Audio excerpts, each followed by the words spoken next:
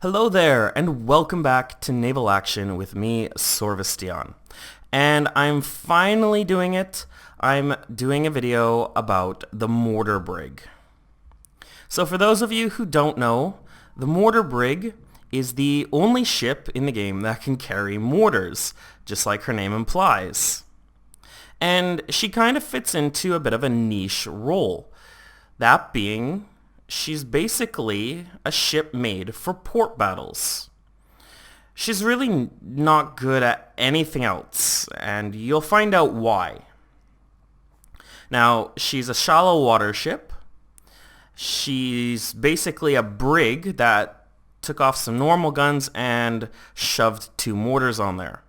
And, well, as a consequence, she's kind of slow and unmaneuverable, and she lacks the normal cannon firepower of other ships, and she makes up for that with her two incredibly big mortars. Alright, so let's take a look at my mortar brig. So I went ahead and I crafted an exceptional mortar brig. I was using a basic that I just purchased from one of the ports.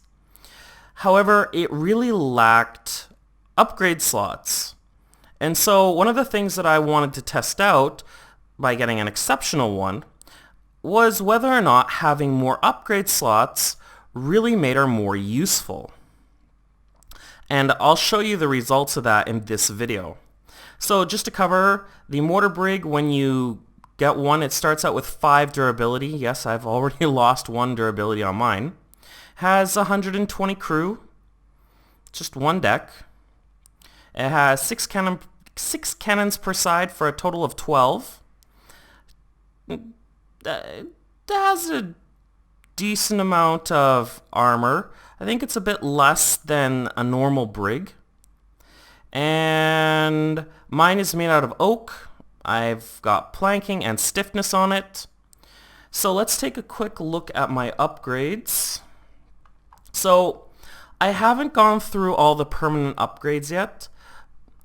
I've put on kind of these cannon upgrades to see if they affect the mortar.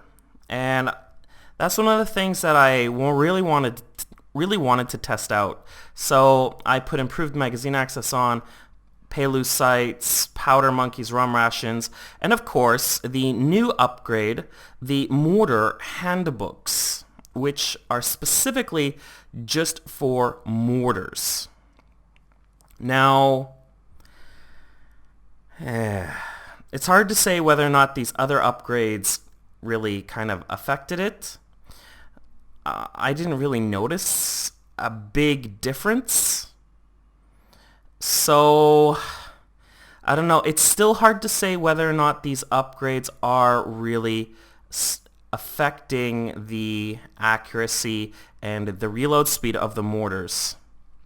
She can fit, Class 8 6-pounders on her weather deck. She's got back chasers, and of course she has the 308-pound 13-inch Class 6 mortar, and she gets 2 of those. As for everything else, well, you can see she's not very fast, and she's not very good at turning. So why don't we take her out and just sail her for a bit, and I will show you basically how she sails in the open world. Alright.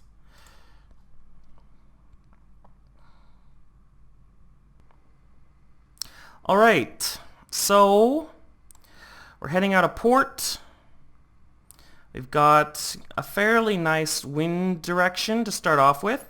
So you can see I'm making a bit of a decent speed, 15 to 14 knots. That's kind of slow for a shallow water ship, don't you think? Alright, so let's turn her a little bit more into the wind. And here we go. See, now I'm starting to get... Nope, I need to get that sweet spot. Her sweet spot is around here. I'm getting around 15 to 16 knots Now this is the sweet spot for the Mortar Brig. She does decently well sailing downwind at this kind of an angle, just like, you know, other brigs. The brigs are very good at sailing downwind, not very good at sailing upwind, as they are kind of square rigged ships. So let's turn her and let's see what kind of a... So I've turned her a little bit into the wind, and you can see here, look at that. I've turned her a little bit into the wind, just a little bit, and look at how much speed I've lost. That's pretty horrible. And if I turn her a little bit more, so coming a little bit with the wind, I do make quite a bit more speed. So just going into the wind slightly, you're going to lose quite a bit of speed. And if I turn into the wind a lot, well, look at this, 8 knots.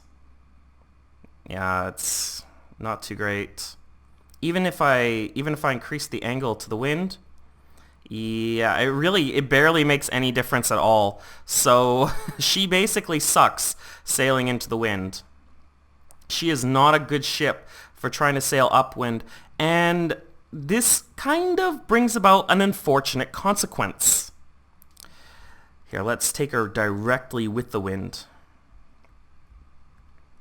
Yeah, and you can see, like, look at this.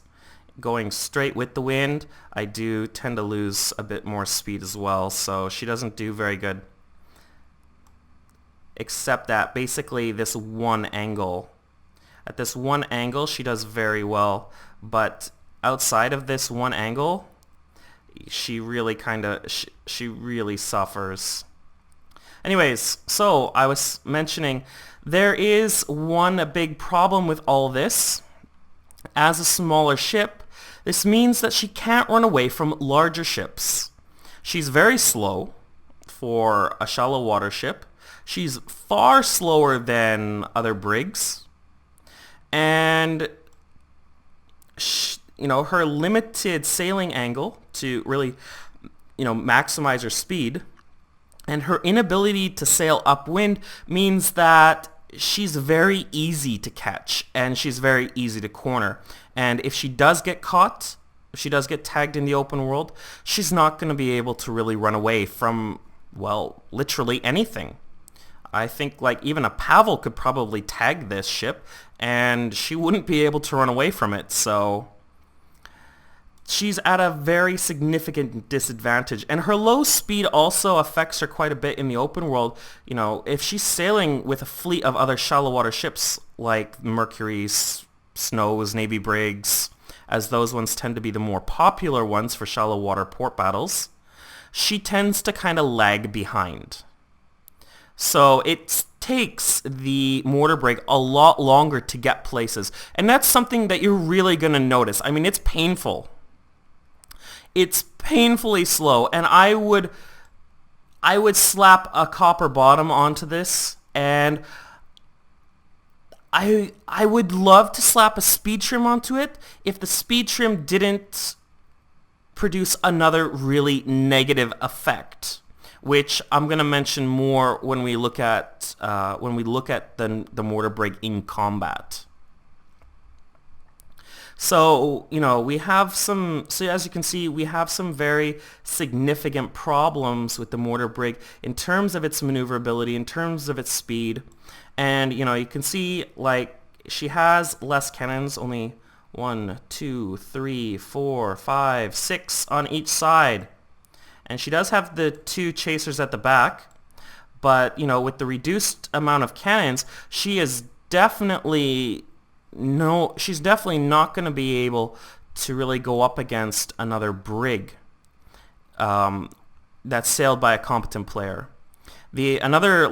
Just going up against another brig that is faster, more maneuverable, and has more firepower, you know, if you have 2 captains of relatively equal skill, then, you know, the Mortar Brig will just be outdone. There's just nothing that it can really do. And the mortars really don't work for anything other than forts or towers in port battles. Good luck hitting a ship with one of those things. So anyways, so now that we've looked at how she sails, why don't we go take a look at how she handles an actual combat in a shallow water port battle for which she is designed. Okay, so here I am in a port battle, and I've actually gone in with a buddy who's in a rattlesnake. Oh, that's a nice looking ship. So, and you're gonna see just, what kind of damage per minute this mortar brig gets against another shallow water ship. Alright, so I'm heading towards the first tower, and I'm gonna start turning. Now look at the aiming circle while I'm moving. I mean, it's absolutely huge. This is why the mortar brig is kind of so vulnerable. In order to be able to hit anything with her mortars, she has to come to a full and complete stop. She cannot be moving at all.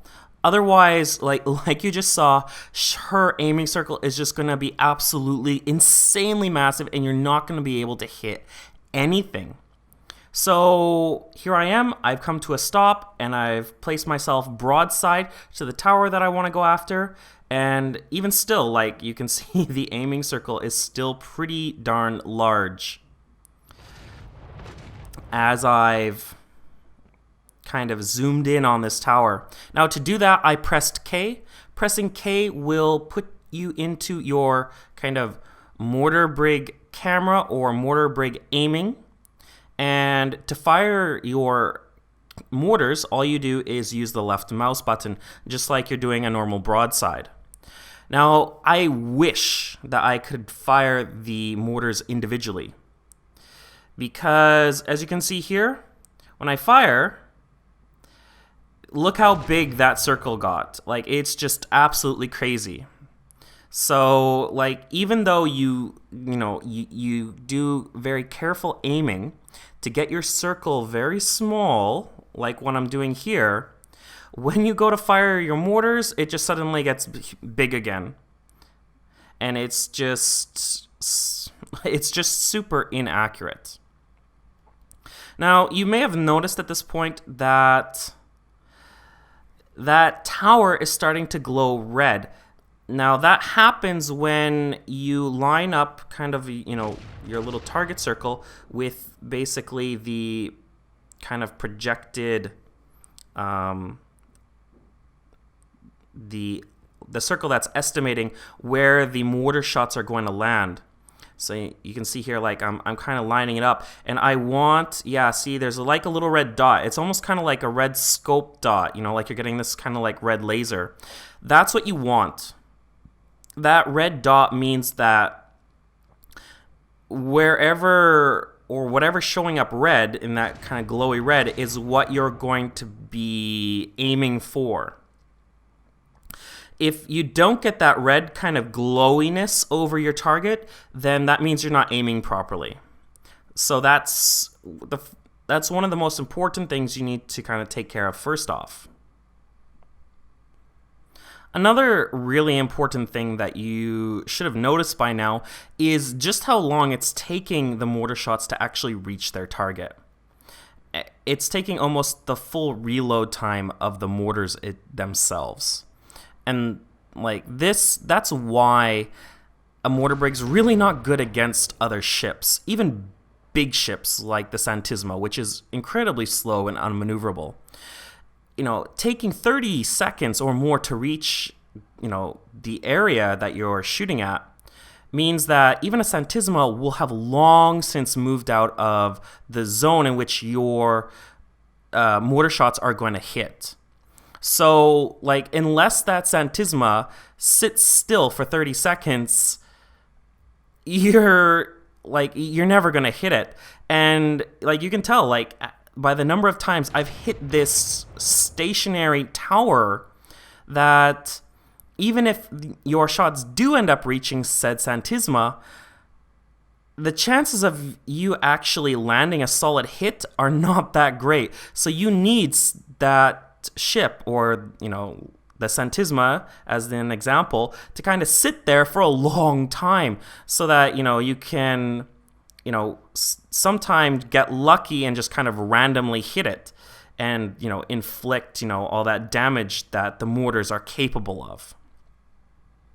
All right, so let's talk about positioning. So you can see here, as I open up the map, I'm pretty far away from the tower, and that's actually keeping me from getting shot. So my buddy's over there, he's attacking the other tower, and you can see in respect to the 3 towers how far I am away from the tower that I'm shooting at. Now, positioning is kind of rather important with the Mortar Brig, because if you get too close, then, ooh, see, now I just got a hit and I took out 90 crew. I'll talk about that in a minute. But positioning is really important because the Mortar Brig is able to kind of sit beyond the tower's maximum range. So being able to do that is great because that means you can, basically never get hit and nothing's going to be a threat to you. However, it does have kind of the downside that it is a little bit harder, or it's not quite as accurate, I should say. So what I did was I actually started sailing in because I wanted to, see if, getting closer really made a big difference in terms of accuracy for the mortars. And I think what I'm going to do right now is I'm actually going to speed this up, and I'm just going to talk about this stuff while the video's sped up. Otherwise, this is going to take forever. Okay, that's better. So I moved up, but I really didn't see really a big difference in the accuracy. What it did do, however, was open me up to fire from the tower. So now that the tower can basically, shoot me. And it wasn't a big deal because at this range, the tower really wasn't that accurate. And I'm a fairly small target, so that's good. So anyways, like I said before, I took out 90 crew. That's one of the things that the Mortar Brig does really excel at. If it's going to kill a tower, it's probably going to kill the crew long before it actually destroys the tower. And that's what those big mortars are really good at. They're really good at, raining down on top of a tower and, just annihilating the crew inside. And you can see I already got it down to about 110. But it's just, it takes forever. So I went into this with just one other buddy. I've heard of people kind of two-manning a shallow water port battle in Mortar Brigs. And to be quite honest, like with the accuracy of these Mortar Brigs, I don't think you would be able to solo a port battle with a Mortar Brig. You would simply just run out of time. I mean, look at how long I've been sitting on this one tower, because my shots are just so inaccurate. I mean, I'm whittling down the crew, and I am getting hits, but it just takes so long to do it. So, yeah, just by itself, the Mortar Brig, I found, isn't really that strong. I mean, look at my buddy over there. He is basically doing the same amount of damage I'm doing. I'm not really taking this tower down any faster than he is, and he's in a rattlesnake. Which kind of tells you just how effective the Mortar Brig is. And I've slapped all sorts of upgrades on this thing. Remember, to improve the reload time and also to improve the aiming and the accuracy. Zooming in does help a little bit with just being able to aim. But one of the big problems that you can see here, as I've zoomed in, look at how much the reticule or the aiming circle kind of moves. Now, that's not me moving the mouse. That's the ship moving. So your ship kind of rocks a little bit in the waves, and and that really affects, the aiming of the mortar. Now, there's actually a bit of a delay between when you click the left mouse button and when your mortars actually fire. So that rocking means that when you've clicked the left mouse button, your ship might rock a little bit in between the time you click the left mouse button and your mortars actually end up firing. Which means that, aside from kind of the horrible accuracy that the mortars have, your ship rocking is actually making it even worse. And yeah, it kind of throws it off. So in my opinion, it's really kind of based on luck. And yeah, it can be rather annoying. I mean, I've sped this up to 8 times the speed, and you can just imagine, how long I've been sitting here for. Another thing that you might have noticed, I don't know if the video is going a little bit too quickly, is that the first couple hits I got on this tower, I did a significant amount of damage, or I took away a significant amount of crew. The shots that I'm getting now, or the hits that I'm getting now, just really aren't taking away that much crew anymore. It's basically, just killing 1 or 2 crew now. And yeah, see, you can see here I'm moving up even closer just to see if I can try and, get some, I can try and get some more hits, with better accuracy. Unfortunately, like you can see here, it really didn't help. Moving up really didn't do anything.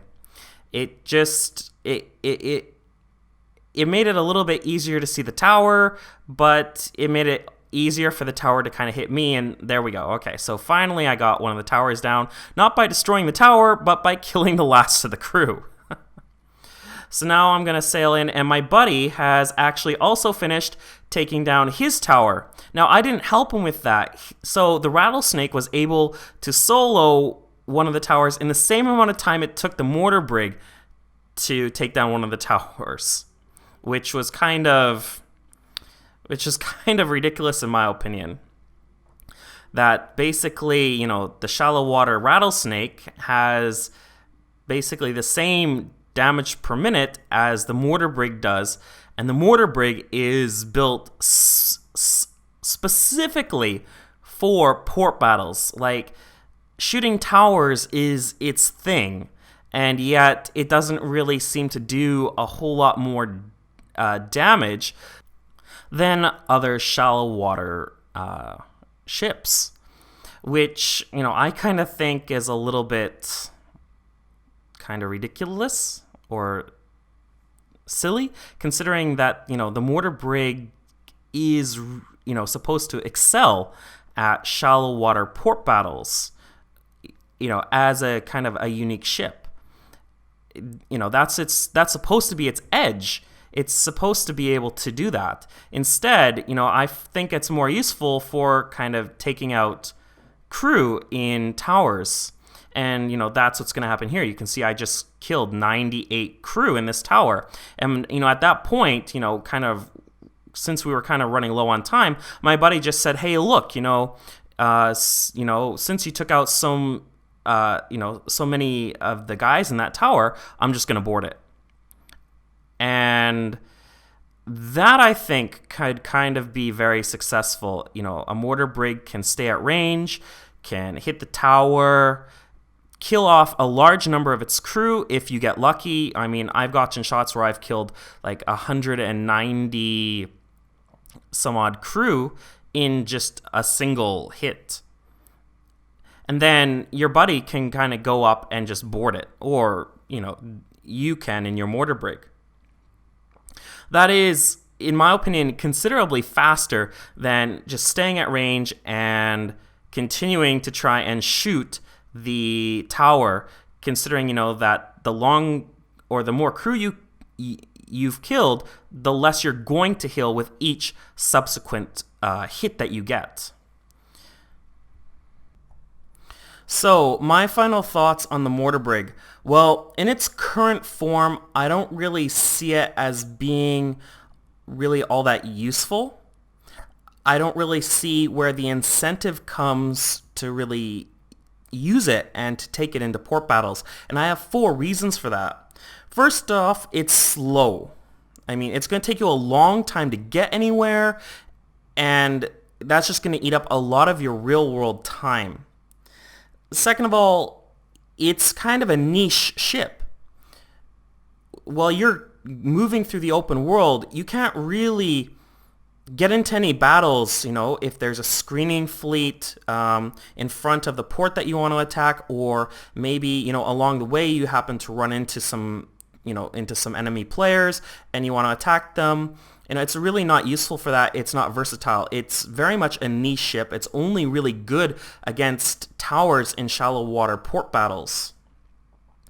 Thirdly, it doesn't really have a lot of awesome damage per minute in the shallow water port battles. Like you saw in the one I just showed you, the Rattlesnake basically had the same damage per minute. It was able to take down the tower, or his own tower, just as quickly as I was able to take down mine.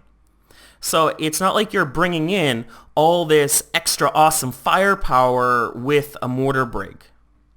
It's basically the same as bringing in, just a normal shallow water combat ship. And that leads me to my 4th point. If you're going into a shallow water port battle and it's undefended, well then, the mortar brig is fine. But if you're going into a defended shallow water port battle, then where it's like 25 on 25, then you're losing combat power for every mortar brig you bring in, because they are not good at going up against other combat ships. That's not what they're made for.